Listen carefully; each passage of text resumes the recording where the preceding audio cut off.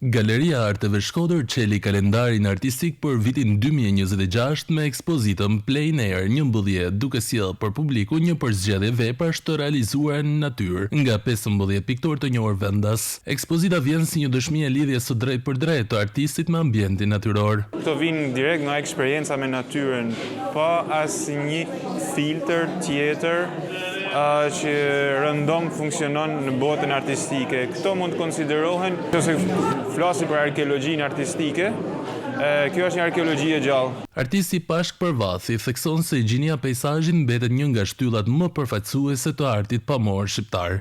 Mund të them se sot Shqipëria ka peizazhistë të klasit shumë të lartë që erdhen nga një kjo përvojë shumë vjeçare duke piktruar në natyrë. Piktori Skënder Strica u ndalte domosdoshmëria që Shkodra të ketë ambiente dinjitoze, të denja për të ekspozuar dhe nderuar veprat e piktorëve të shuar, të cilët kanë lënë gjurmë të rëndësishme në historinë e artit ndër vite.